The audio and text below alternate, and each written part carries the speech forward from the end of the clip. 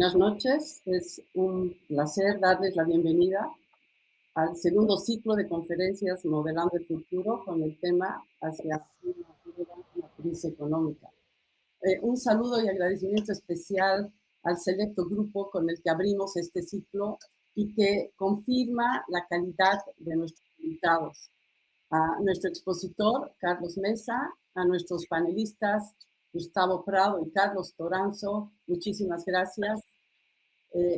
Lupe, muchísimas gracias por acompañarnos esta noche en la moderación de este panel Hitos de la Economía Boliviana. Nos complace enormemente iniciar este ciclo en el marco de la celebración de nuestro 30 aniversario. 3 décadas que hemos sido parte de la historia de la economía boliviana. Hemos seguido los cambios y transformaciones. En todo este proceso hemos contado siempre con la contribución, el análisis de personalidades destacadas y lúcidas de nuestra economía para abordar los temas más relevantes que hacen a la vida económica del país. Hoy continuamos con este afán de reunir a los pensadores y actores de la economía boliviana que desde diferentes ámbitos inciden en los destinos del país, pero sobre todo tienen la voluntad de contribuir, de compartir y contrastar sus visiones en un momento crucial para redefinir nuestro rumbo económico y coincide con la generalización o con la generalidad de las personas que opinan que hay un agotamiento de un modelo y una urgencia de abordar los temas más apremiantes. Asimismo, de contestar preguntas difíciles, pero también frente a la oportunidad de trazar nuevos rumbos. Este proceso a nosotros en Nueva Economía y estoy segura para todos los bolivianos, nos da la esperanza y nos llena de ilusión. Ese es el camino que queremos que se empiece a recorrer en cada una de nuestras regiones, en cada rincón del país. Ese camino es también junto a ustedes que queremos transitar para seguir aportando a una nueva economía. Esperamos que este espacio, que se extenderá hasta el 31 de noviembre, contribuya al debate y a la discusión tan importante para el fortalecimiento de nuestra democracia y para la construcción de una nueva economía. A tiempo de reiterar mi agradecimiento a todos ustedes por su participación, a las más de 1000 personas que se han registrado y que se están conectando ahora para presenciar esta sesión. Quiero presentar a Lupe Cajías. Lupe es un referente en el periodismo. Su reputación se extiende a su trayectoria como historiadora y como escritora. Hoy tengo el honor de pasarle el micrófono para que conduzca este importante panel. Gracias, Lupe. Querida Lupe, adelante, por favor. Muchísimas gracias, Carola. Como ya lo has expresado, no voy a detenerme a repetir lo que son los objetivos de esta primera sesión, de este nuevo ciclo de conferencias sobre la economía boliviana y obviamente sus relaciones con la región y con el mundo. ¿Qué se espera de nosotros? Que en realidad en esta noche, a través de un expositor y 2 panelistas, sobre todo reforcemos ese cómo llegar a esos objetivos que se ha trazado este ciclo de conferencias. Los panelistas, los expositores, saben, y también la audiencia sabe, que el tiempo destinado es 15 minutos para el conferencista, en este caso Carlos Mesa, y luego 10 minutos, un poco más, un poco menos, para los panelistas. Uno de los asuntos que sí quisiera subrayar es que al tratarse de una primera sesión, de alguna manera quisiéramos dar la señal para el resto del mes, y que uno de los asuntos claves es el respeto al tiempo.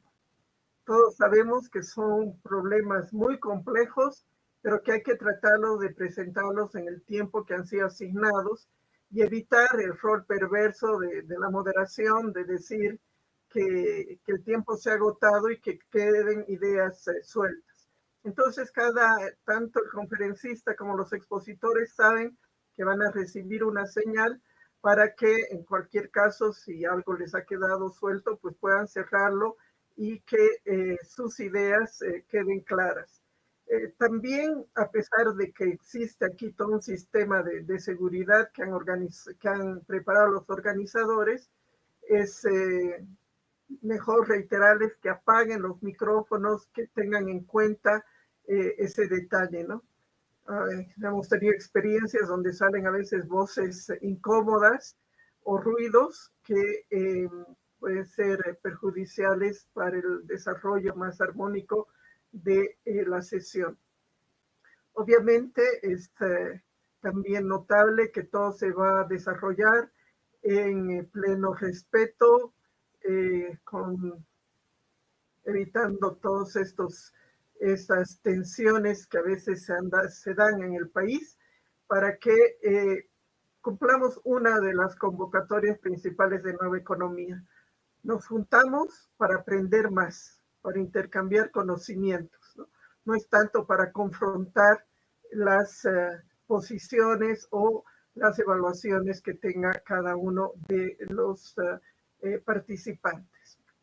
Entonces, voy a ceder la palabra a Carlos Mesa Gisbert, que es expresidente de la República y que, aunque es de formación como literato, ha dedicado gran parte de su vida a la lectura y la escritura de la historia, y también al trabajo como periodista, es decir, casi como testigo de la historia. Y es una de las pocas personas que ha podido experimentar esto de ver el desarrollo de la economía del país desde afuera y desde adentro. No sé si decir experimentar o sufrir desde adentro. Carlos, entonces, por favor, tienes los 15 minutos que te toca y adelante. Apaguen los micrófonos. Muchas gracias por la oportunidad. Muchísimas gracias y muy buenas noches. Un saludo, felicitación a Nueva Economía, a Carola. Privilegio el tener dos comentaristas de la talla de quienes me acompañan y que expondrán desde mi intervención. Sin más preámbulos, voy a tratar de dar un panorama de pasado que nos permita una proyección de presente y futuro.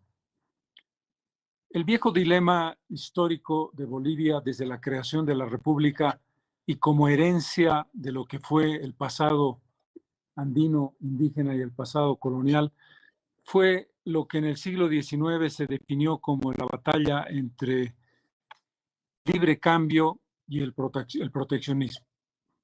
La idea de una economía liberal, abierta, que tiene que tener una posibilidad de impulso para quienes están en la disposición de crear economía y de crear riqueza, y la idea de quienes creen o creían que había que establecer una protección específica para aquellos que producían industria, que producían producción, que producían bienes de consumo internos y que tenían que ser protegidos por el Estado. Esa vieja lógica se cruzó con dos elementos claves de los que hablaré en un momento. Libre cambio versus proteccionismo en el siglo XIX, liberalismo versus estatismo en el siglo XX y XXI, neoliberalismo y neoestatismo en el siglo XXI en particular, y pregunta de fondo sobre si ese estamento de definición de línea de conducta tenía que ver con una conducta permanente o tenía que ver con una serie de elementos que establecían contradicción y que establecían permanentemente el iniciar un proyecto siempre con un espacio de pensamiento de la reconstrucción de la nación, de la construcción de un espacio nuevo, y luego venía un corte a cuchillo y se establecía una línea de límite que rompía la posibilidad de saber si esa experiencia, la liberal o la estatista, había desarrollado lo suficiente como para poder probar su éxito o su fracaso. Entre liberalismo y estatismo, entre lo que Montenegro, nación y antinación, ha sido probablemente uno de los problemas fundamentales que ha enfrentado Bolivia en su historia. La imposibilidad de encontrar un equilibrio y la imposibilidad de desarrollar en el mediano y largo plazo una opción productiva, una opción creativa de economía que te permita sacar conclusiones positivas o que te permita establecer cuáles son los elementos más destacados de cada uno de sus aportes. Bolivia ha tenido una bendición histórica y una maldición histórica. La creación de la nación, que puede vincularse a la creación de la Audiencia de Charcas en 1559, estuvo referida a la posibilidad de que la minería fuera el eje central de nuestra construcción económica. El país, alrededor de la minería, alrededor del extractivismo y alrededor del rentismo, construye un horizonte en el que las materias primas no elaboradas se convierten en el centro fundamental de su riqueza económica, y eso tiene que ver con su condición de país exportador, económicamente hablando, de país exportador de materias primas en un sector de primarización y no en un sector de valor agregado, y el otro camino que es la lucha y el debate sobre la propiedad de la tierra, sobre la ciudadanización o no de una mayoría indígena que es excluyentemente a lo largo de la historia y que no tiene una respuesta sino a través de la construcción de su propia demanda, del viejo reclamo de Tupac Katari del siglo XVIII, de la tierra es nuestra y tienen que devolvérnosla, y tenemos que construir una nación a partir de su y de su reivindicación. El país liberal no entiende que no se puede construir la realidad nacional sin la participación integral del mundo indígena, y el país liberal cree en la modernización como elemento central, sin entender claramente que factores como educación, factores como ordenamiento de la sociedad, factores como reconocimiento de la ciudadanía son fundamentales. El país construye su valor económico sobre el latifundio en la tierra y sobre la producción minera extractivista en el ámbito de la economía. La idea de modernidad es una idea de construcción de inversión externa o inversión interna con plena libertad y sin ninguna intervención del Estado. Para entrar en materia específica desde el punto de vista de la cronología, hablaremos del siglo XX y lo que representaron las etapas fundamentales del siglo XX.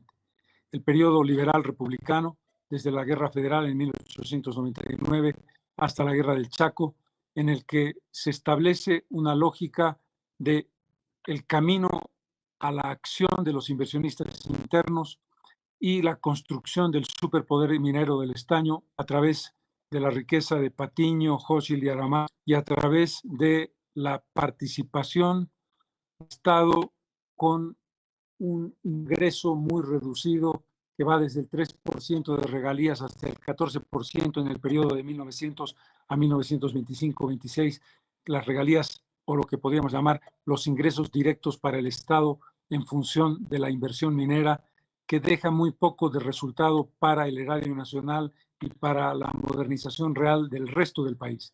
El concepto de industria es industria minera.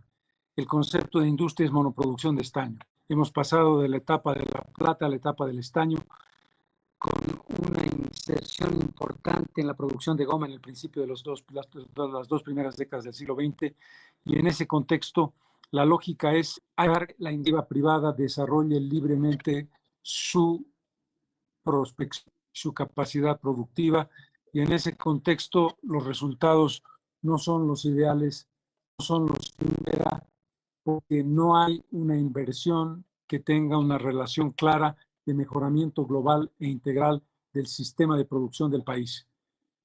En 1904 aparece el memorándum cruceño que dice la construcción del ferrocarril, que fue uno de los avances fundamentales de la inversión del Estado y de la inversión privada en la iniciativa de una integración del país a la economía internacional, luego completamente aislados. La centralización, el centralismo es el elemento más importante de la economía boliviana en ese momento y la construcción de un proceso industrial minero de comunicaciones muy precarias. Bolivia es el país con menor desarrollo de comunicaciones, tanto de ferrocarril primero como de carreteras después, a lo largo del siglo XX. El péndulo va cambiando progresivamente a partir del crecimiento de las ideologías vinculadas al nacionalismo y vinculadas al marxismo, que van a imponer un criterio de interpelación al liberalismo y la idea de que el liberalismo tiene que ser superado porque es una fase negativa del capitalismo, es una fase que no se puede entender como elemento de producción válido para el país.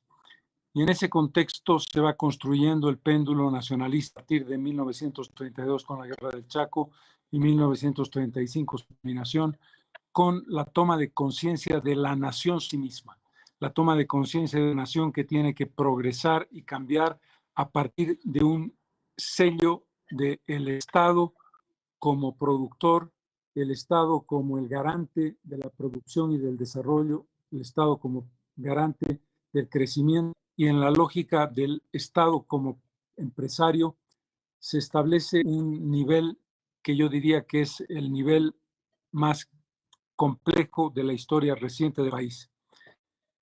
El debate entre liberalismo y estatismo, el debate entre neoliberalismo y neoestatismo es un debate que tiene con la lógica de que la nación construida como un elemento integral es un aspecto fundamental de la producción y del desarrollo de sus capacidades. La nacionalización de las minas, la reforma agraria, el voto universal, la reforma educativa de 1952 marcan el sello del nacionalismo que tiene que ver con la construcción de un imaginario nacional. Nación poderosa, propietaria de sus recursos naturales, es garantía de resultados positivos para la sociedad boliviana, resultados positivos para el ciudadano común, resultados de decir, nos liberamos económicamente porque hemos nacionalizado los recursos más importantes, en este caso, en 1952, la minería, y eso nos garantiza la posibilidad de que el Estado va a ser un distribuidor adecuado de recursos. Es, por supuesto, la negación de la posibilidad de la libertad de mercado y la posibilidad del mercado ordenador. Es, por supuesto, la creación del capitalismo de Estado y la idea de que la sustitución de importaciones es un elemento crucial para lograr la guerra. Pero el peso de la industria minera es tan grande que el desarrollo de la industria en el ámbito no minero es reducida y muy poco, digamos, respaldada por el Estado. Volviendo al pasado, tenemos otro de los crímenes importantes de análisis. Primero, si la modernidad, vía libertad de empresa, vía inversión privada, es un camino adecuado. Si el mercado es el ordenador adecuado de la distribución de nuestros recursos. Segundo, la obsesión por que la nación sea la propietaria de sus recursos y el Estado sea el gestor de estos a partir de la influencia internacional que tiene que ver con el fascismo, que tiene que ver con el nacionalismo, que tiene que ver con el nazismo y que tiene que ver con el socialismo comunista. La otra obsesión tiene que ver con la necesidad de la diversificación económica. Para pasar de un Estado monoproductor, de una economía rentista y extractivista, hay que diversificar la economía. El primer salto cualitativo en esa dirección la da el llamado Plan Bojan en 1942, que establece la necesidad de diversificar la economía a integración de una región fundamental de la geografía boliviana que había estado desconectada del país minero. El andinocentrismo de la minería boliviana pasa en el Plan Bojan a decir tenemos que establecer un desarrollo de diversificación agroindustrial. Hay que encontrar un espacio geográfico que lo hay en el norte integrado de Santa Cruz que nos permitirá construir un desarrollo industrial para hacer autonomía alimentaria, ingresos adicionales a los tradicionales y para dejar de estar vogal de la minera como único elemento de la monoproducción. En ese contexto, la obsesión de la diversificación económica es una línea de continuidad de la década de los años 40 hasta hoy que no se ha logrado construir de manera integral a pesar de los esfuerzos que se han hecho en el Estado. Después de la nacionalización de las minas y de la recuperación de los bienes del Estado para el Estado, de los bienes nacionales para el Estado, tenemos que incorporar un elemento posterior o paralelo, en cierta forma, que tiene que ver con la lucha por la reivindicación de la tierra. La exacción de la tierra en la década del siglo XIX, en la 1860, 1870, con las leyes de exvinculación que arrebatan la tierra a los indígenas y que consideran que la modernización de la tierra no puede contar con ellos porque son retardatarios. La idea de que los indígenas son parte del lastre de la historia boliviana es una idea que va a ser suprimida y reconsiderada a partir de los años 50 y va a establecer su desarrollo importante a partir de la década de los años 90. El periodo de los años 90 vinculado a la democracia tiene que ver con lo que se llamó el neoliberalismo, con la inyección de inversión importante, la decadencia de la minería con la caída del precio internacional del estaño, la hiperinflación, el decreto 21060 de liberalización económica y de recomposición del sistema liberal en su conjunto, que había sido desechado por el propio nacionalismo en la década de los años 50, establece un camino que tiene que ver con autonomías y descentralización, con participación popular, territorialización de los municipios, que tiene que ver con la construcción de un espacio que además de descentralizado es un espacio de inversión a través de inversión internacional en el ámbito más promisorio, que es el de los hidrocarburos. Esa lógica de diversificación económica, de péndulo neoliberalismo, neoestatismo, que va a recuperar el 2006 con ese complejo de Adán del 2006 de decir todo lo que se hizo en el periodo llamado neoliberal hay que destruirlo y hay que encontrar un espacio de construcción económica del Estado totalmente distinto, va a mostrarnos que el péndulo nunca termina de girar en una u otra dirección, que se queda en el camino y que no se encuentran respuestas adecuadas porque no hay tiempo suficiente para llevar adelante estas experiencias. La economía boliviana tiene que resolver ese problema, el problema de la necesidad de la diversificación, el problema de la necesidad de la construcción de un espacio equilibrado entre ni mucho Estado ni poco mercado, ni al revés, ni mucho mercado ni poco Estado, y tiene que establecer la lógica del fin del extractivismo y el fin del rentismo a través del concepto de diversificación, que no parece ser el camino que está siguiendo el país en estos momentos. No solamente por el neoestatismo, sino porque un recurso que se termina es sustituido por otro recurso que comienza, como es el caso del litio, que no es precisamente la respuesta adecuada dentro de un contexto novedoso que es el del cambio climático y la necesidad de un espacio nuevo de construcción económica distinta, de construcción diversificada, con economía circular, economía naranja y otros elementos complementarios. Termino diciendo, el viejo dilema entre libre mercado y Estado, entre proteccionismo y libre cambio, entre neoliberalismo y neoestatismo no ha sido resuelto en el país y ese es el desafío fundamental que tenemos que controlar o que plantear a partir de ahora hacia el futuro. Muchas gracias. Muchas gracias, Carlos. Ahora damos paso a Gustavo Prada Robles, que es economista e historiador. Ha estudiado en Brasil y en Estados Unidos y ha trabajado en el Archivo y la Biblioteca Nacional de Bolivia y en la Universidad de Columbia. Ha estado también en la Universidad Gabriel René Moreno.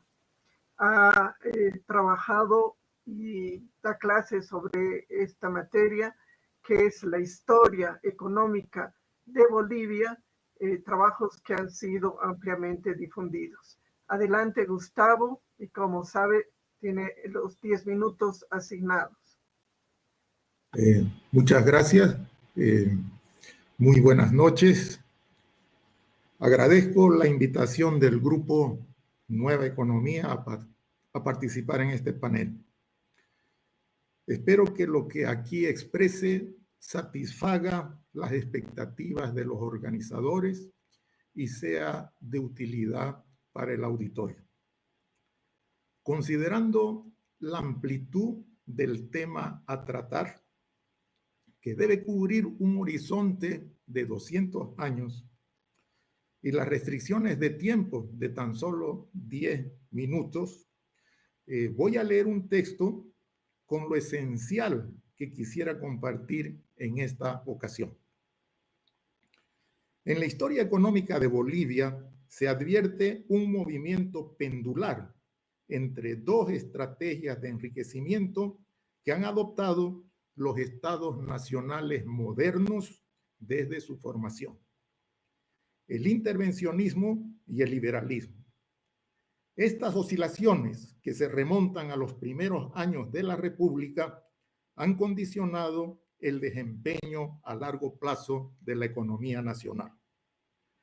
En una primera aproximación y haciendo abstracción de especificidades menores, se puede identificar una sucesión de 6 ciclos en los que se han alternado estrategias de crecimiento económico predominantemente liberales con estrategias predominantemente intervencionistas en casi 2 centurias de la República.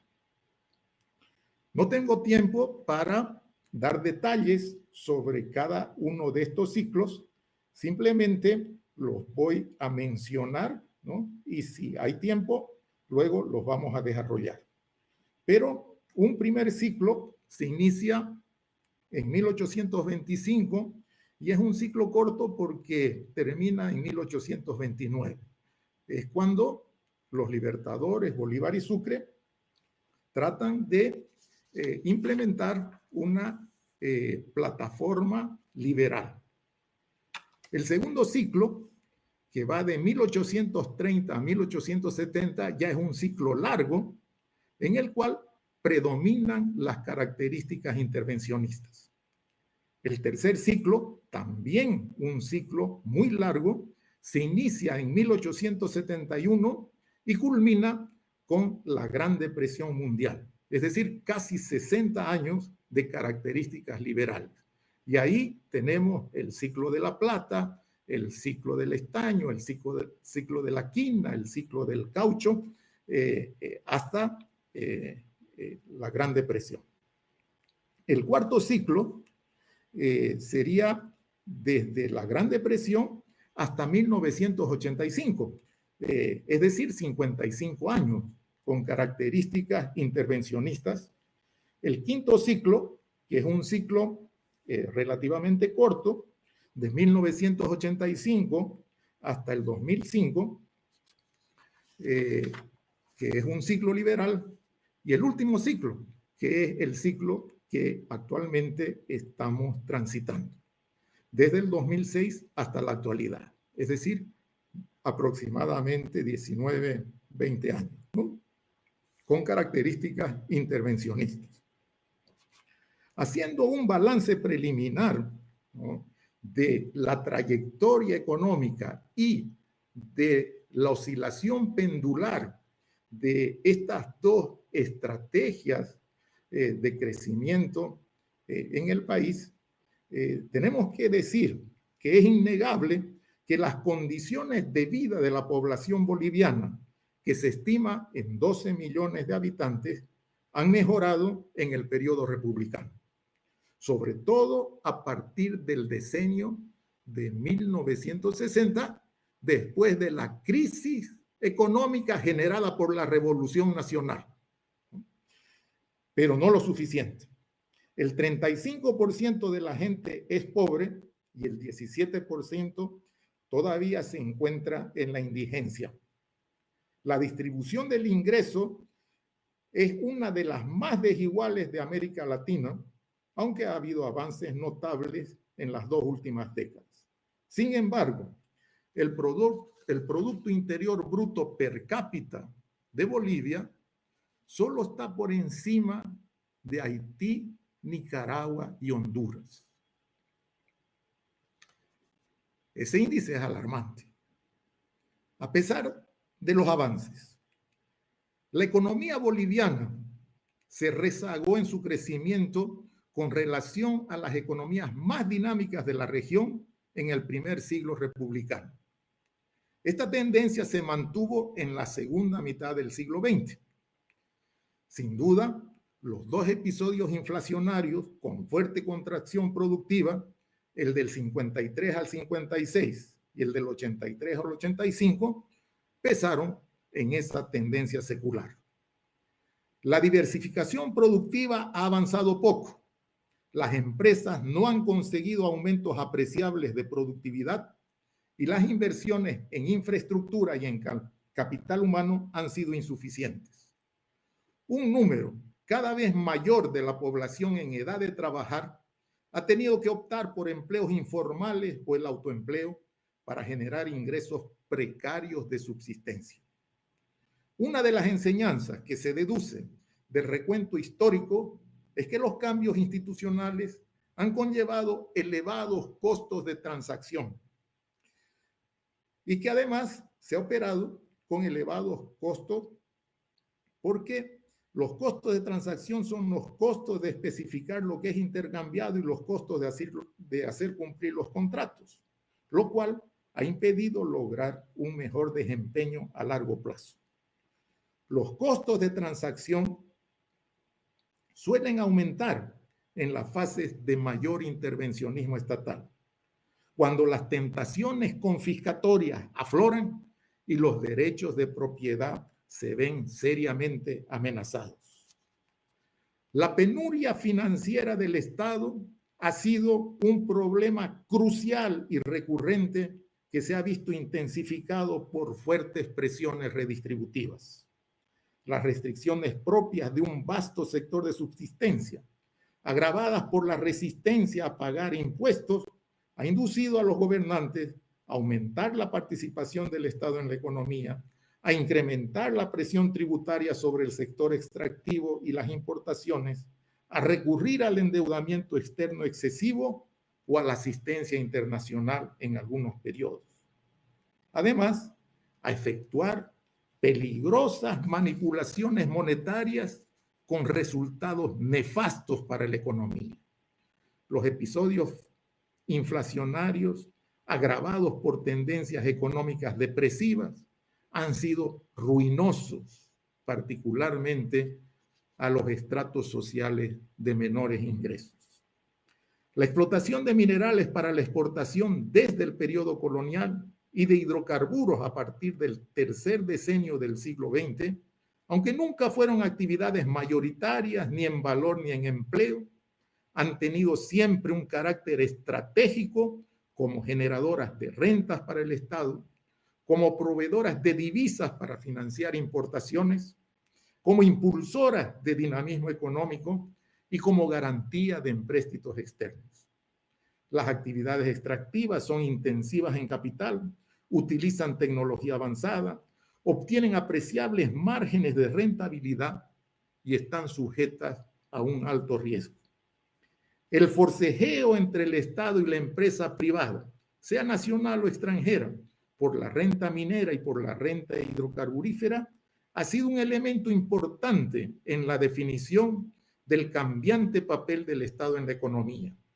La disputa por el excedente del sector primario exportador ha moldeado la política tributaria, la política fiscal, la política cambiaria, la política comercial y la política monetaria del país. En general, los periodos de liberalismo económico, cuando coinciden con coyunturas externas favorables, se han caracterizado por la adopción de innovaciones tecnológicas, el aumento de la productividad, la entrada de inversión extranjera, el endeudamiento externo y la expansión económica. No obstante, los procesos de apertura comercial también han generado desequilibrios estructurales internos, desigualdades socioeconómicas y mayor vulnerabilidad externa. Las contradicciones entre el Estado y las empresas exportadoras se acentúan en coyunturas de crisis internacional, cuando la demanda externa por materias primas se reduce, los precios internacionales se desploman, el valor de las exportaciones baja, las divisas escasean y los ingresos del Estado caen. Si la coyuntura externa desfavorable coincide con altos índices de endeudamiento, las consecuencias económicas y sociales pueden ser desastrosas. Las repercusiones sociales internas de las crisis internacionales se sienten con dureza por la gravitación que tienen los efectos de eslabonamiento del sector exportador en la economía. Ya, voy a concluir. El descontento social puede exacerbar los sentimientos nacionalistas y alentar una injerencia mayor del Estado en la economía, con menoscabo de la eficiencia en la asignación de recursos escasos, así como la adopción de políticas macroeconómicas de cuño populista que pueden dejar a la economía nacional todavía más expuesta a las vicisitudes del comercio mundial. Sin embargo, la severidad de la próxima y recurrente crisis del sector externo podrá dar lugar a la disminución de la participación estatal en la economía y a la adopción de reglas de juego liberales que estimulen la inversión extranjera directa en actividades primario exportadoras. Los cambios de orientación de las políticas públicas están condicionados por macrotendencias mundiales o regionales cuando no obedecen a presiones directas de potencias extranjeras u organismos multilaterales. El país suele seguir corrientes internacionales, los movimientos pendulares son generalmente amplios y los cambios se ponen en práctica a marchas forzadas, con pocos recaudos y sin medidas compensatorias para los sectores productivos y los estratos sociales desplazados. Espero que estos breves apuntes nos ayuden a entender mejor las limitaciones estructurales del país y evaluar las opciones que tenemos por delante. Muchas gracias. Muchas gracias, Gustavo Prada. Ahora vamos a ceder la palabra a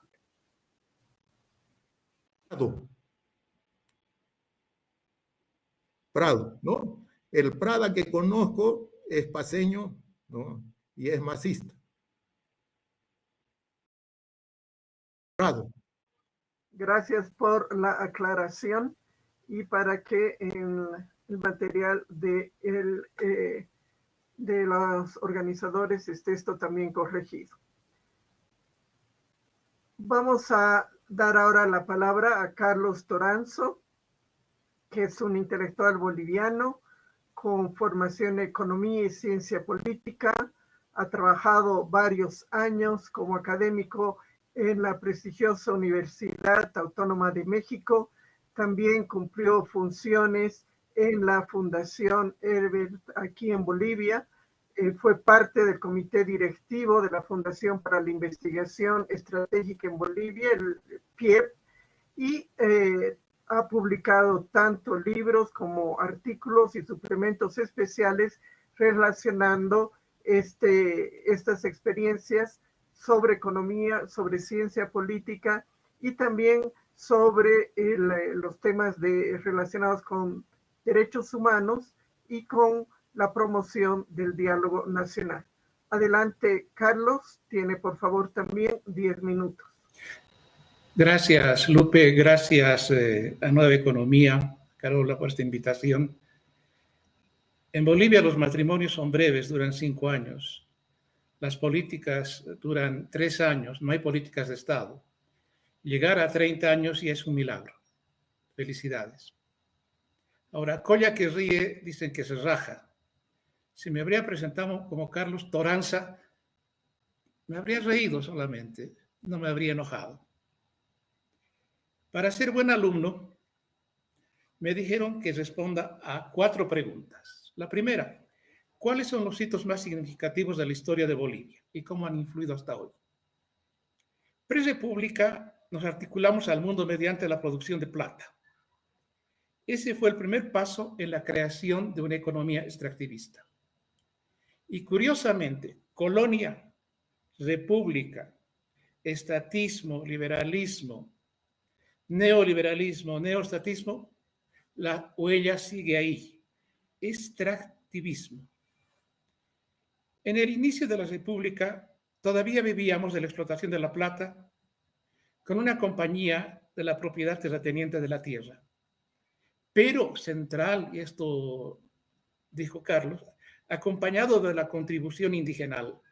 Los indígenas eran fundamentales en la economía por su contribución al fisco. Y el siglo XIX, que se oculta mucho, tuvo la presencia de obrajes, de industrias incipientes, hasta de una cuasi burguesía comercial de plebeyos y artesanos. Belso en medio. Este es un dato que hay que recuperar en la historia, pero a finales de ese siglo, las leyes de la exvinculación de la tierra, Melgarejo en medio, condujo a la formación de la Gran Hacienda, a la desaparición de la contribución indigenal, y se abrió paso a la modernidad liberal, a una modernidad social darwinista, a esa que nos trajo al maestro Ruma y nos querían educar con gimnasia sueca. El inicio del siglo XX vino de la mano de la explotación del estaño, con la presencia de los varones del estaño, pero siempre se trata a los tres como iguales. Y hay que aclarar lo siguiente: dos producían minerales y uno solamente rescataba. Hochschild. Este fue el primer gran rescatiri, después de los grandes llameros y otros que habían hecho rescates de minerales antes. Se impuso el librecambismo al proteccionismo. Salió perjudicada la incipiente burguesía comercial popular y se ratificó la propiedad terrateniente de la tierra. Esa fue la modernidad de la primera parte del siglo XX.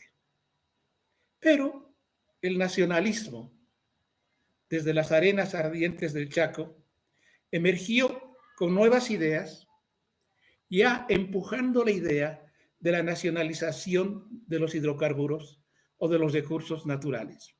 Y la revolución del 52 cambió la historia. Eliminó a los varones del estaño y creó una economía estatista, pero sin desarrollo tecnológico, con mucho discurso de diversificación, pero con poca realidad de esa diversificación. Y el 21060 se fundó el liberalismo en la economía. Se llama el retorno de los liberales, que no eliminaron la inequidad y bajaron un poco la pobreza. 2006, el proceso de cambio, se instaló la economía estatista, siempre en esa lógica pendular, o liberal o estatismo. Su éxito de 10 años se debe al boom de los precios de los minerales. No era posible el boom de Morales sin el neoliberalismo, sin la capitalización, sin esa ley maldita. Ahora, ¿qué lecciones del pasado, nos preguntan, pueden guiar nuestras decisiones futuras? Crear una economía extractivista no dio buenos resultados, pero lamentablemente en Bolivia los excedentes se crean casi únicamente en el sector extractivista. Y el rentismo, esa costumbre de repartir los excedentes, repartir la renta, hacer más distribución que producción, evitar la reinversión, nos ha conducido a la situación en que estamos ahora. Tiene sentido pensar en el mercado interno, pero hay que construir industrias, pero no con base en subsidios, o no mantener por siempre los subsidios, porque eso no ha dado resultado en la historia de Bolivia. Cada boliviano parece ser un centralista. Los cambas se enojan del centralismo paseño, pero cada que llega un camba a ser ministro en La Paz, se vuelve profundamente centralista. Es una huella que está repartida, creo que en el ADN de todos los bolivianos, como también la huella del clientelismo y del prebendalismo que impiden el desarrollo. Pero paradójicamente en la historia de Bolivia hemos dado poca importancia a Patiño y a Nicolás Suárez. Y yo creo que los dos requieren un monumento, porque son los que más modernizaron la tecnología de la producción y la tecnología de la administración. ¿Cómo avanzar ahora hacia adelante? Evitando extractivismo, eso es natural. El clientelismo y el prebendalismo nos han hecho mal, hay que de alguna manera pelear contra ellos. Y no hay que latiguearse con la maldición de los recursos naturales. Canadá tiene esa maldición, pero ha sabido reinvertir en el propio sector de materias primas y sembrar excedentes en el desarrollo industrial. Y evitar el rentismo, obviamente, pero y tanta izquierda y poco Marx. Marx lo que planteaba era desarrollo tecnológico, desarrollo tecnológico, desarrollo tecnológico. Eso no oye ningún populista del presente. Y central, desarrollar capital humano, evitando reformas educativas que generen únicamente adoctrinamiento y desarrollos ideológicos que no le hacen bien a la economía. Y lo último que nos han preguntado, ¿Cuál es la visión compartida para el próximo hito en la economía boliviana y cómo alcanzarlo? Creo que no hay una visión compartida sobre el futuro económico del país. Hoy entiendo que sigue el prejuicio extractivista que impulsa a creer que la salvación del país está en el litio. Pero miremos Chile, Argentina, y han dado pasos más acelerados que nosotros y hoy se habla de tierras raras y otras cosas que sustituyen al propio litio. Se habla mucho de diversificación sin creer en la diversificación. Ojalá haya una visión compartida en creer que lo fundamental para el país es la creación de capital humano, ser humanas, educación, educación y educación. Y una visión compartida que entienda que si no hacemos desarrollo tecnológico, estamos fuera del mundo. Se precisa entender que las temáticas fundamentales del mundo son transformación digital, cuidado del medio ambiente y desarrollo de políticas de género. La pandemia ha visibilizado el cambio digital, está a nuestro lado. Y si no creemos en el potencial de desarrollo que poseen las mujeres, tampoco habrá futuro. Creo que estamos obligados a convivir, pensar, empujar la inteligencia artificial, que es el pan de cada día. Hablar de estas cosas quiere decir no repetir el pasado y superar los prejuicios del estatismo y del liberalismo. Ahí dejo. Muchísimas gracias, Carlos. Tiempo exacto. Y que quería explicar que las preguntas de la audiencia van a ser pasadas a mi persona a través del el chat. Estoy a la espera para conocer qué interrogantes tiene la audiencia, a quién dirigen sus preguntas, qué comentarios quieren hacer.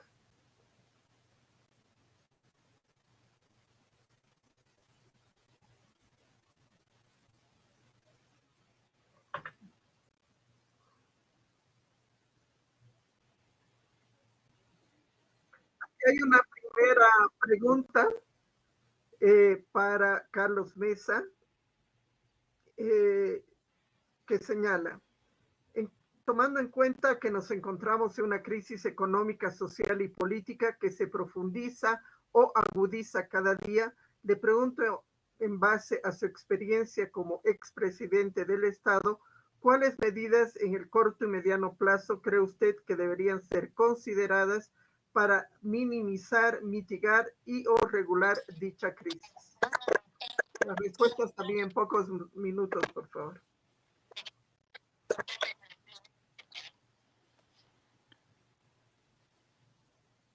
Estamos obligados a hablar de una situación en la que la crisis económica está a la puerta de la esquina, está a la vuelta de la esquina, y se trata de un momento en el que el gobierno tiene que tomar decisiones. Una decisión vinculada a el gasto corriente absolutamente desmesurado que no puede continuar, una decisión vinculada a lo que representa la falta de recursos en la balanza de pagos, la falta de reservas en el Banco Central, se están comiendo lo poco que queda y se tiene que preguntar cuál va a ser la respuesta con relación al cambio real y cuál va a ser la respuesta con relación a la subvención de los hidrocarburos. Aquí hay una divergencia de criterios de fondo. El gobierno del presidente Arce está tratando de cruzar un puente y alargarlo lo más que pueda, y ese puente de pronto no le va a alcanzar, porque su lógica es una lógica que funcionaba en tiempo de vacas gordas, pero no funciona en tiempo de vacas flacas. Lo que hay que establecer es cómo cambias tu modelo productivo, cómo cambias tu modelo de consumo energético, cómo estableces la sustitución de un producto por otro en la lógica que planteaba Carlos Toranzo de ciencia y tecnología, de educación y de transformación del modelo productivo en su conjunto.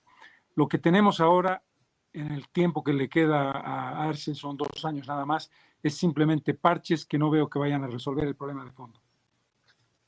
Muchas gracias. Una pregunta para usted, Gustavo. Dice Ricardo, muchas gracias por su disertación. Es plausible y muy difícil resumir los principales hitos económicos de nuestra historia. Sin embargo, quisiera preguntar cómo se diferencia y en qué se parece el Plan Eder de estabilización hecho a fines de los años 50 con la aplicación de la nueva política económica realizada en 1985. Adelante. Ya. Muchas gracias por la pregunta. No lo conozco a Ricardo, pero bueno, es una pregunta pertinente. Fíjense, cuando se produjo la revolución del 52, ¿no?, las ideas eran la reforma agraria, la nacionalización de las minas y la diversificación productiva. ¿Y qué hacen esas medidas? Convulsionar todo el aparato productivo del país. Entonces, el resultado era esperable. Se disminuye la producción de alimentos y se disminuye también la producción de minerales. Además de eso, se disminuyen las cotizaciones del estaño en el mercado internacional y los varones del estaño arman un lobby en Estados Unidos para bloquear las exportaciones bolivianas. En esa coyuntura, que era una coyuntura antiimperialista, al doctor Víctor Paz no le quedó más remedio que acudir a la ayuda estadounidense. ¿Por qué?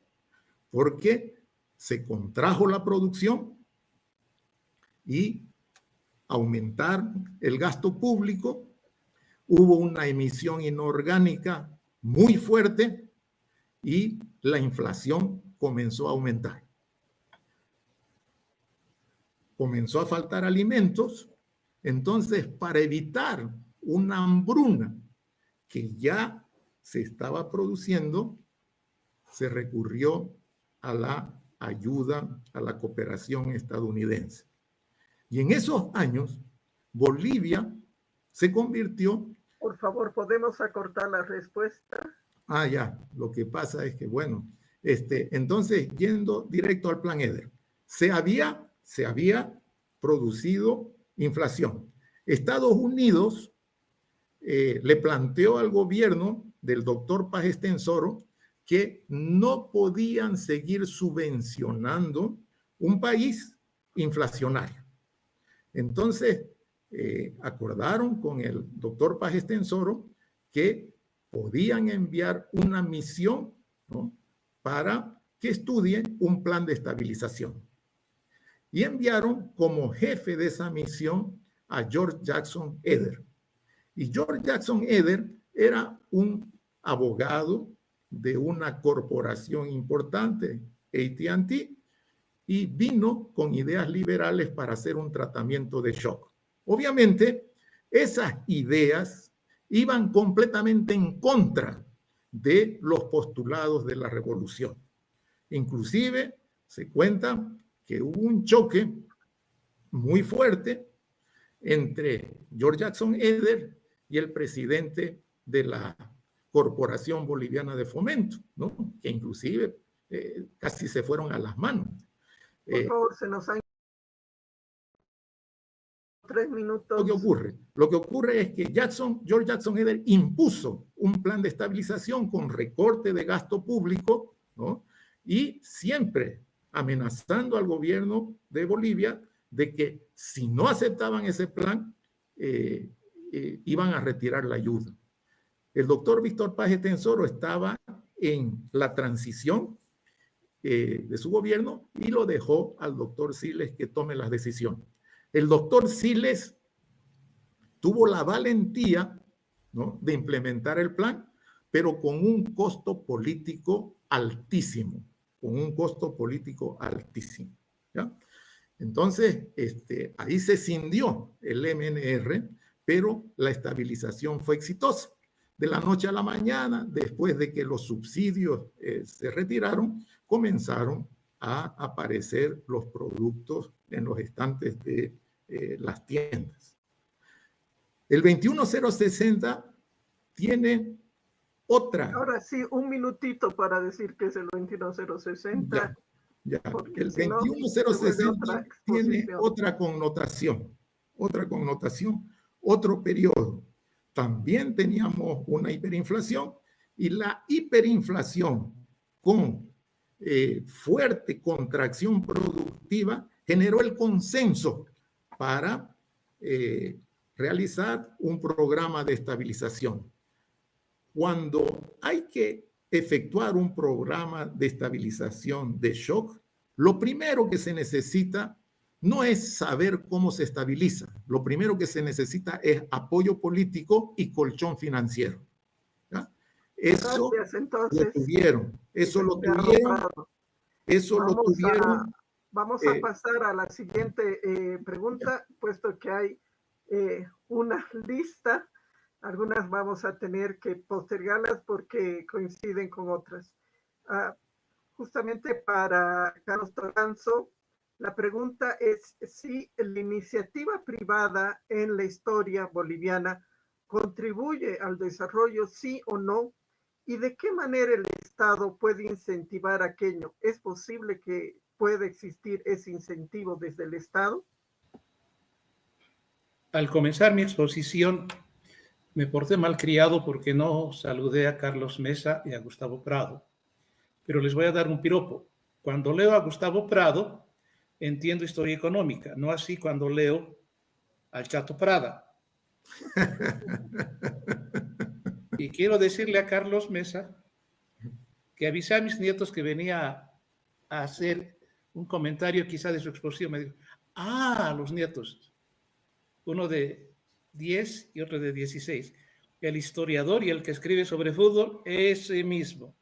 O sea que miren, los chiquitos lo conocen a Carlos. La iniciativa, claro que tiene un rol en el desarrollo. Los países que han avanzado mucho más en el mundo tienen iniciativa privada. Buena parte de Europa, Estados Unidos. Inclusive la China se ha vuelto un país capitalista. China, 2 sistemas. El Estado lo que tiene que proveerle es seguridad jurídica. Seguridad jurídica y seguridad jurídica.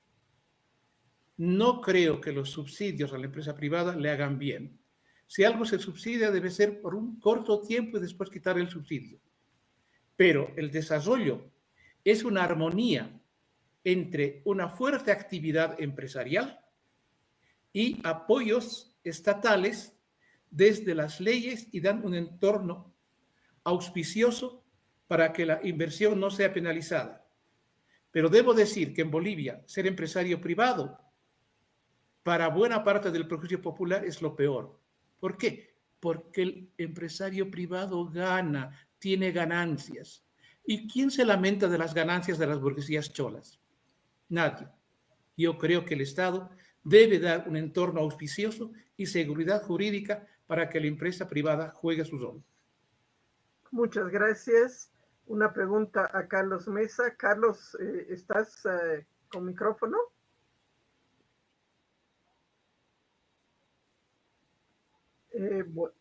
Ok, voy a postergar entonces la pregunta porque es directamente un tema de historia. Vamos a pasar a una siguiente.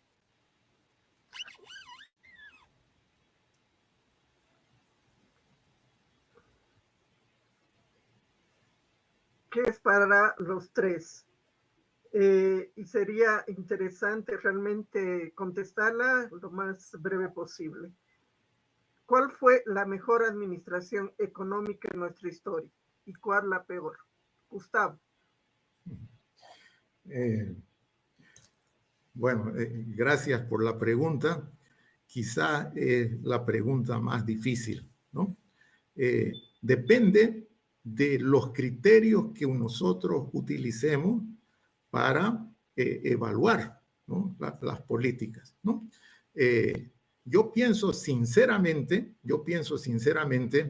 que las peores han sido las que generaron procesos inflacionarios fuertes.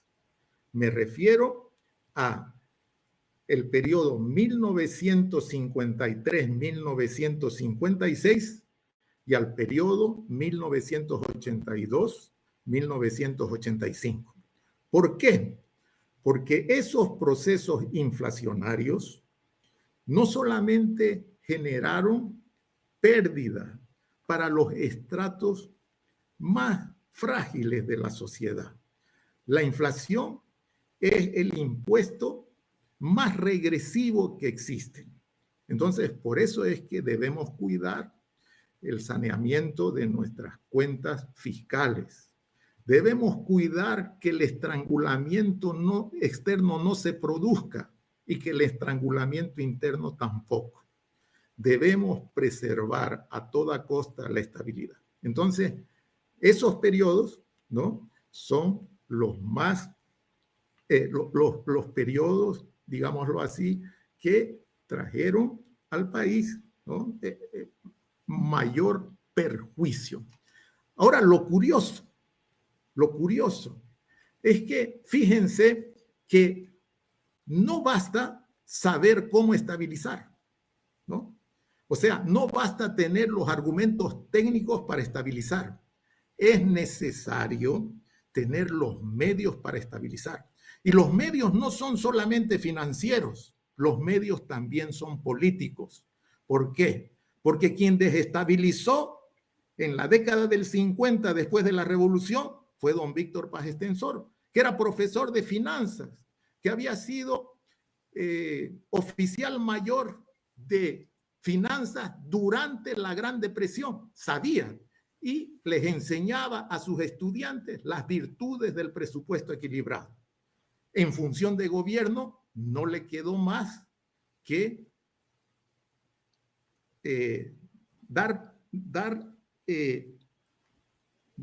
luz, ¿no?, dar campo a las presiones políticas. Yo me recuerdo de un libro que usted escribió. Un ratito. Hasta ahí, por favor. Yo me recuerdo de un libro que usted escribió, de las memorias de Juan Lechín Oquendo. Lo leí hace 30 años. Y ahí Juan Lechín Oquendo dice, me bastaba, ¿no?, una llamada telefónica para desestabilizar al gobierno del doctor Paz. ¿No es cierto? Ahí lo dejamos, por favor, para que la segunda parte de la pregunta, Carlos, ¿cuáles serían entonces los mejores momentos de la historia económica de Bolivia? Yo creo que en el peor no hay duda.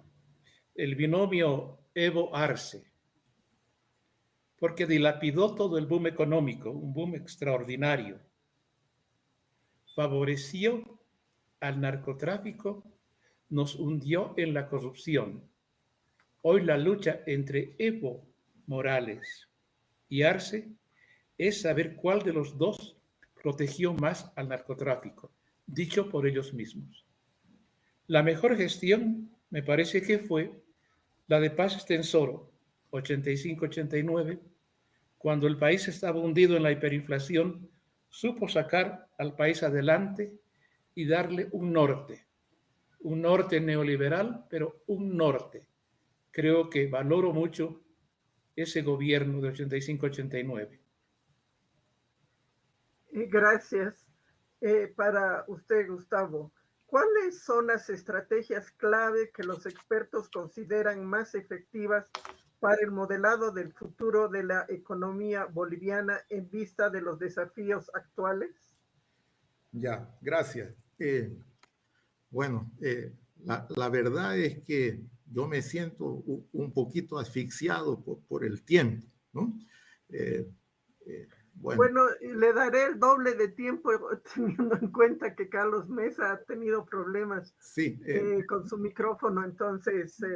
muchas gracias, señora. Para usted y para Carlos Toranzo. Muchas gracias, señora Cajía. En mi ponencia, yo indiqué, así, muy de pasada, que El neoinstitucionalismo económico formulado por el premio Nobel Douglas Cecil North, ¿no?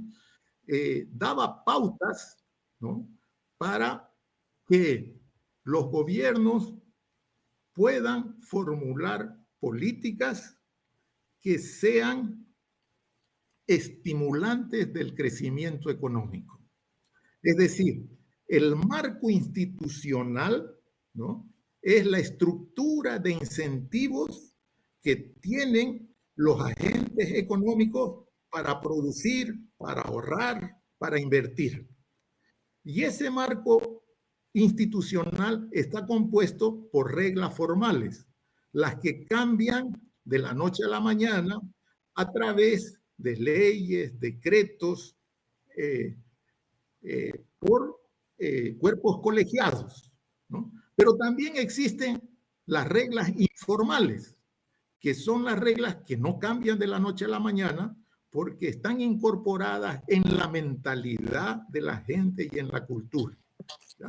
Entonces, lo que hay que hacer en el país es tratar de ver en el marco de las reglas formales qué es lo que podemos cambiar para hacer más atractivo el ambiente para producir, para invertir, para ahorrar, para innovar, ¿verdad? Pero hay un problema ahí. El problema es que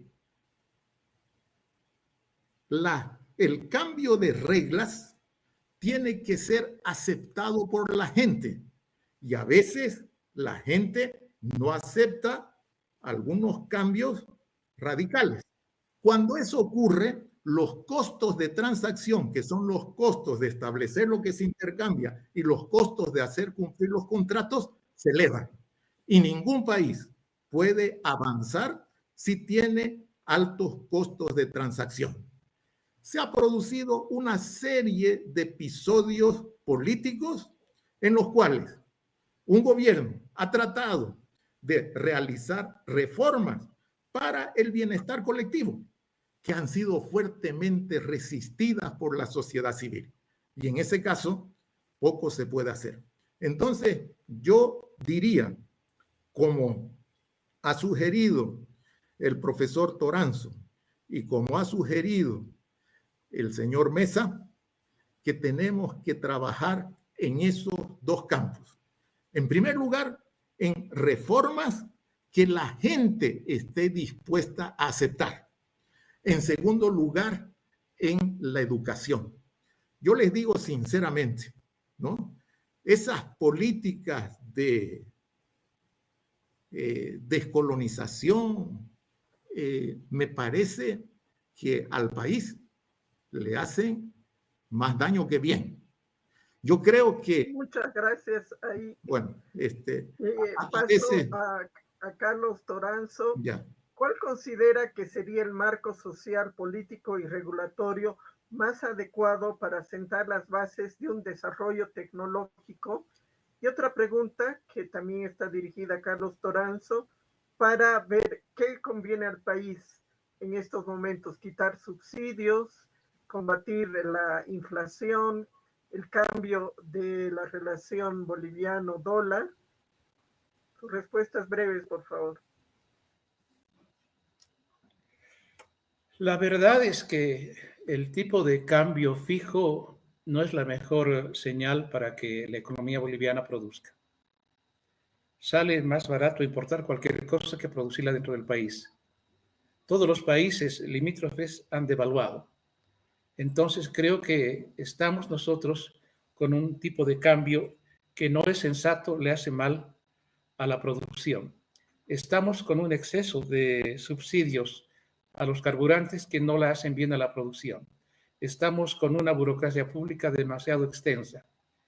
Pero nada de esto va a tocar el gobierno porque está en campaña electoral. Si tocara eso, obviamente se le viene abajo el caudal de votos que está necesitando. Pero son los ajustes necesarios que se precisan para el futuro. ¿Y qué marco social se requiere hacia adelante para que el país pueda crecer. Tener una sociedad que no sea maximalista, que no diga patria o muerte, que no se base en la lógica amigo-enemigo, sino crea que todos los ciudadanos, cambas, collas, chapacos o chalas, son parte sustantiva del desarrollo nacional. Eso significa confianza en el otro, confianza en la otredad y un marco social en el cual las minorías eficientes no entrampen al Estado, porque los grupos corporativos, bartolinas, cocaleros, chuteros, paran al país cualquier momento. Ese no es el mejor marco para desarrollar al país.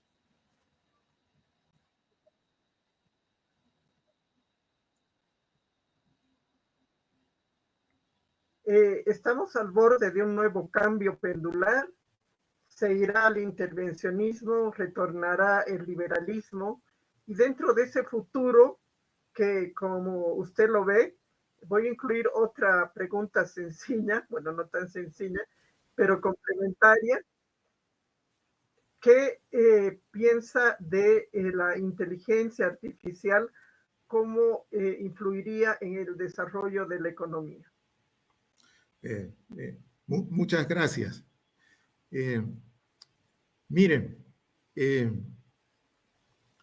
una vez, ¿no?, un profesor paceño nos visitó en el aula magna de la Universidad Gabriel René Moreno y fue a exponernos 3 escenarios futuros, ¿no?, sobre las probables tendencias de la economía nacional, ¿no?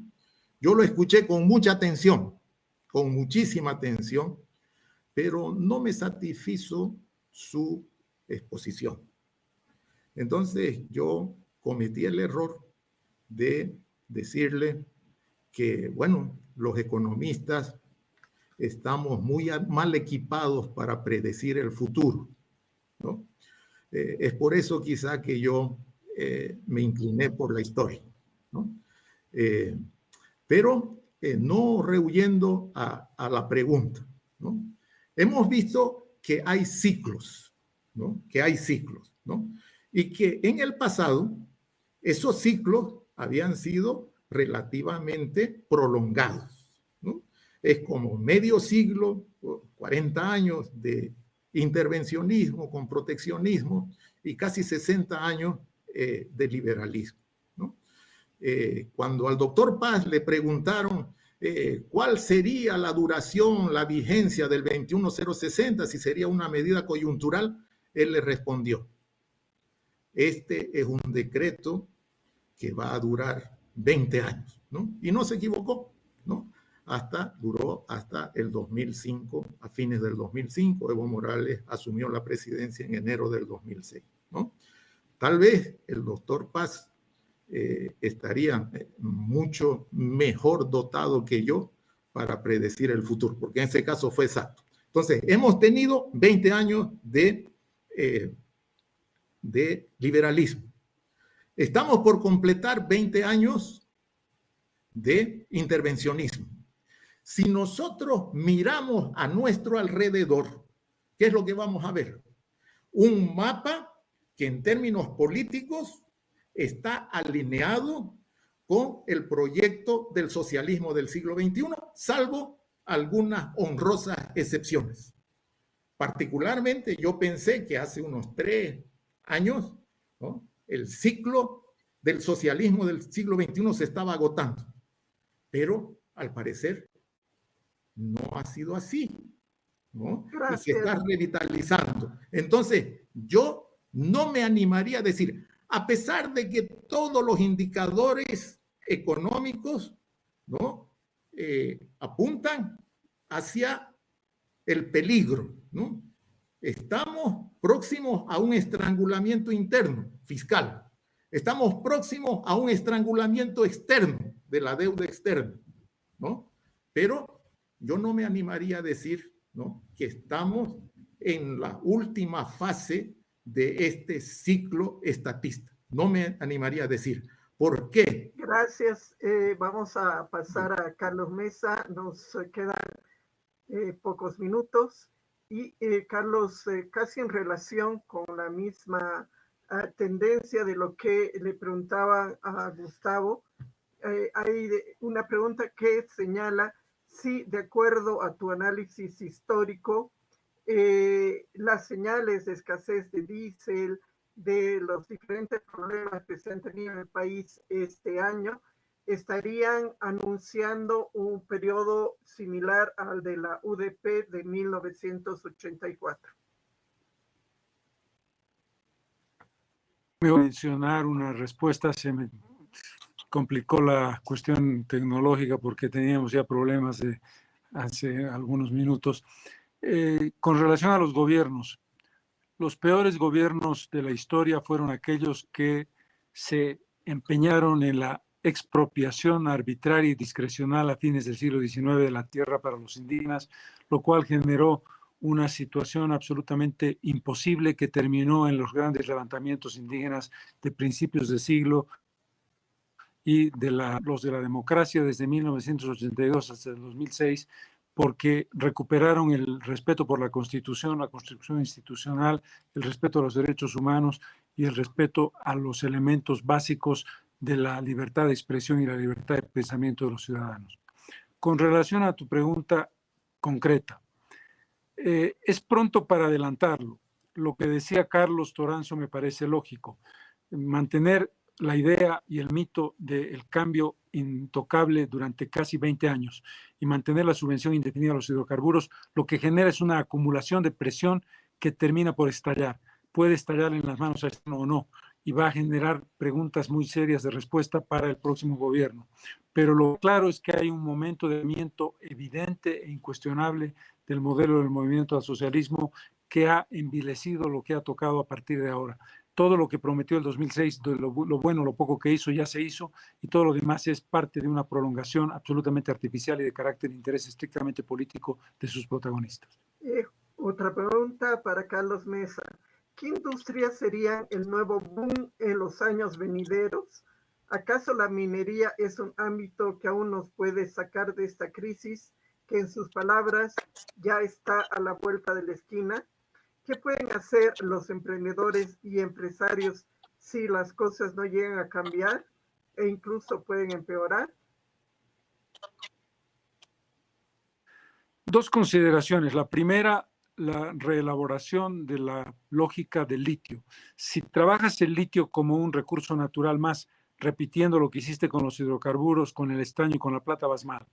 Si Bolivia se convierte, y esto es un tema que es la caja negra de los convenios que hay con China y con Rusia que no conocemos en su detalle, si Bolivia se convierte en un socio activo como parte de un proceso integral y no solamente como vendedor de la materia prima, se puede transformar la lógica de participación en la inversión compartida, de riesgo compartido entre inversionista, China, Corea, Alemania, Francia, Estados Unidos o quien sea, con el circuito completo. Es decir, tú te conviertes en socio porque aportas con tu materia prima, pero eres parte de una iniciativa conjunta en la que el proceso de desarrollo tecnológico se va trabajando de manera común. Eso tiene que ser una nueva lógica de contrato que no creo que haya sido lo que haya hecho Bolivia con China y con Rusia.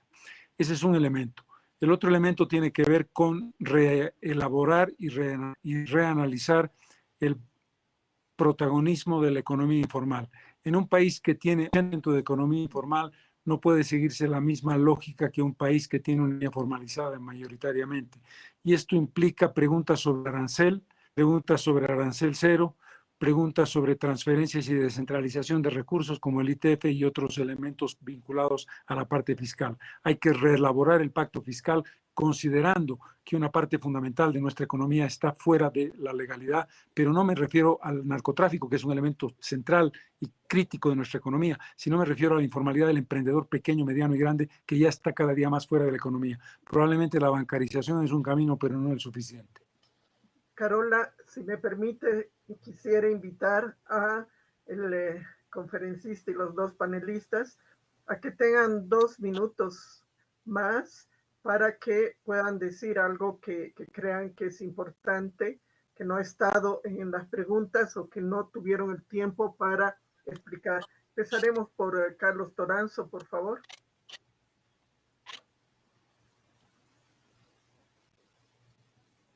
Creo que hay que sacarse el fantasma del socialismo del siglo XXI en Bolivia. Los cocaleros son neoliberales, los gremiales son neoliberales, los chuteros son neoliberales. En este país jamás va a haber socialismo, quitémonos de eso. Reconozcamos que es un país de 85% de informales. Esa es la realidad. Y sepamos que, sin embargo, de ser informales y haber burguesías cholas, ellas no crean excedente, viven en el ámbito de la circulación de capital. El excedente sigue saliendo de los sectores extractivistas. Y acá el cambio de chip de cabeza es no vivir solo del extractivismo, sino sembrar excedente en industria y en otros sectores. Actores económicos para eso los hay. Muchísimas gracias.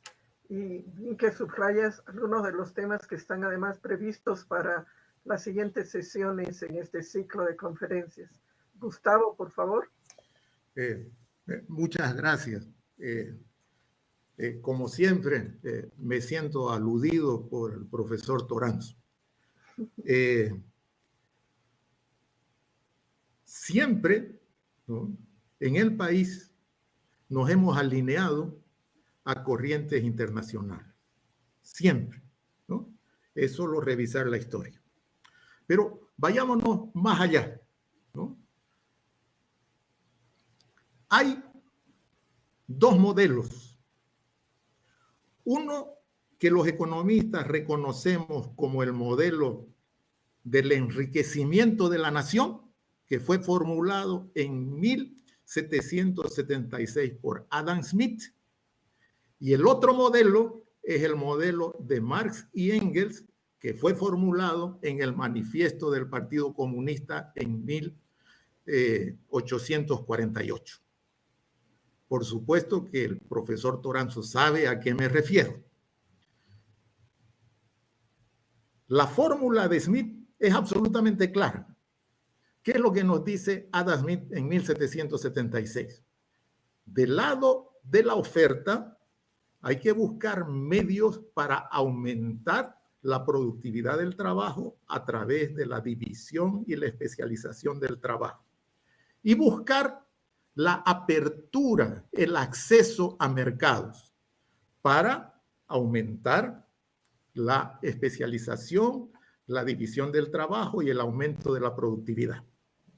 Esa es la fórmula. Además de eso, Adam Smith nos dice, no hay que olvidarse del aspecto institucional. Es importante que el Estado garantice la propiedad y que genere una estructura de incentivos de libertad para invertir, para producir, para ahorrar. Ese es el modelo de Adam Smith de 1776 para generar el enriquecimiento de la nación. ¿Cuál es el modelo de Marx y Engels en el Manifiesto del Partido Comunista? ¿No? Marx y Engels dicen, nosotros no tenemos que esconder nuestras intenciones. Nuestras intenciones son tomar el poder por la fuerza para expropiar la riqueza de los burgueses. No importa cuántos van a morir, hay que utilizar la violencia. Ese es el programa, ¿para qué? Para expropiar y redistribuir, ¿ya? Entonces, estamos siempre entre esos dos programas. El programa de aumentar la producción, pero desde la base de la sociedad hay una presión por redistribuir. Entonces, ¿qué es lo que tenemos que hacer? Es tratar de conciliar esos dos modelos. Es tratar de conciliar esos dos modelos. Yo recuerdo que en la década del 70 se puso de moda un tema muy interesante. ¿Cuál debe ser la estrategia? Primero, aumentar la torta para después redistribuir. ¿O se puede aumentar la torta y redistribuir más o menos simultáneamente. Yo creo que se puede, desde que haya un consenso nacional de que tenemos que forjar una estructura de incentivos favorable a la producción. Todas las empresas estatales han generado pérdidas.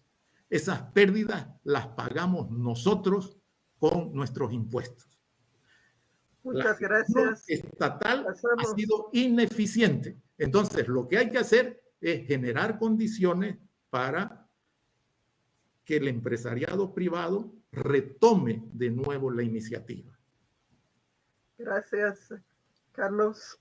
Por favor, cierre con sus palabras esta primera sesión de este ciclo de conferencias.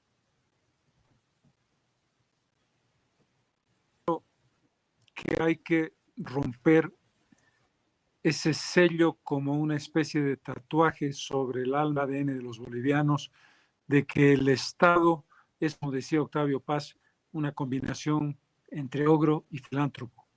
Ese Estado del que se espera todo y al que se exige todo, tiene la potestad de definir la vida y hacienda de todos los bolivianos y bolivianas. Es una concepción equivocada de la realidad. El Estado tiene unas normas y unas obligaciones que cumplir que son relativamente importantes o muy importantes. Educación, salud, seguridad social y punto final. El otro elemento tiene que estar vinculado a la apertura a la iniciativa individual, colectiva y privada en una construcción que pasa por algo fundamental que Bolivia tiene que entender. La construcción de instituciones de largo plazo y el fin de la brecha que hay entre regiones, Oriente y Occidente, y entre color de piel y adhesiones de carácter étnico y de carácter culturalista que están retrocediendo en tiempo, están en construcción de un país único.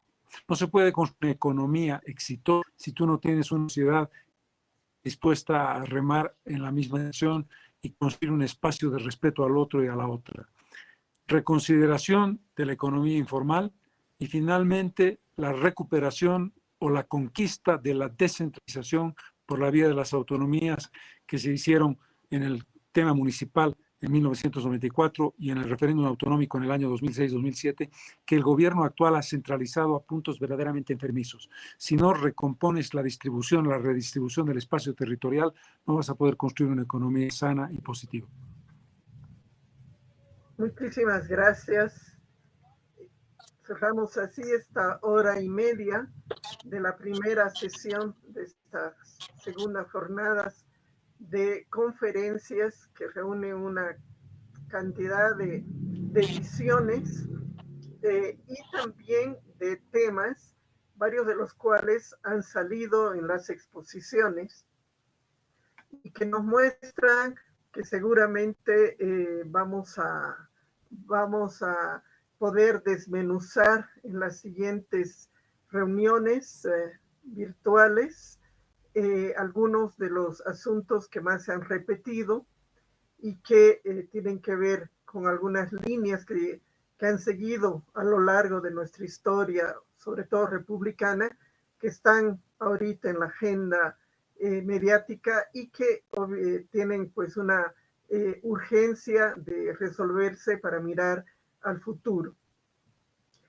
Quiero ceder la palabra a Carola para que se despida de esta amplísima audiencia que ha podido congregar una vez más Nueva Economía. Por mi parte, agradecerle su confianza y agradecer al conferencista, a los panelistas y bueno, haber cumplido el rol un poco de siempre, el rol feíto de cortar la palabra, pero era para que se puedan tener el mayor, escuchar la mayor cantidad de preguntas. Muchas gracias. Adelante, Carola. Muchísimas gracias a todos ustedes, Carlos, Gustavo, Carlos Toranzo, Lupe, por la moderación. Bueno, hemos lanzado este panel que ha sido de apertura, fundamental para poder entender qué ha pasado en nuestra historia, entender cómo se ha desarrollado la economía. Creo que para nosotros este resumen, la participación del expositor y los panelistas nos ha ubicado, nos ha recordado, nos ha mostrado ese transcurso eso de la vida republicana del país y cómo la economía se ha desarrollado. Pero también, como decía Lupe, se han puesto aquellos aspectos que van a ser fundamentales para este debate. En un momento todos coincidimos urgente, en un momento donde se cierra un ciclo aparentemente y se abren oportunidades. Y ahí esas oportunidades, bueno, nos obligan a la discusión, al debate, a poder plantear nuevos esquemas, a poder remodelar nuestro futuro. Y creo que este es el espacio, hemos querido crear este espacio. Y bueno, yo feliz de poder escucharlos, de poder iniciar este proceso. Les decía, este proceso para nosotros nos da esperanza, nos da la ilusión de que en crisis, viviendo la crisis que estamos viviendo, donde se ha agotado aparentemente un modelo, nos muestran posibilidades futuras, la posibilidad también de responder esas preguntas difíciles que tenemos que responder. Pero bueno, lo importante es que ese repaso de la historia nos muestra claramente que probablemente no deberíamos repetir. Y bueno, aquí en las siguientes sesiones, como bien decía Lupe, tenemos a expositores y panelistas que van a aportar a desmenuzar y siempre con esa visión y planteamientos propositivos, que eso es lo que estamos esperando, lo que estamos queriendo compartir con toda la audiencia, de poder aterrizar en propuestas que nos ayuden a vislumbrar un futuro mejor. Todos estamos con esa esperanza y con el ánimo de este conjunto de personas que quieren contribuir, de aportar, avanzar certeramente en ese futuro. Aquí vamos a seguir modelando el futuro. Nueva Economía les agradece enormemente y se complace de tenerlos acá presentes, bueno, amigos y a personas que agradecemos mucho por compartir este espacio.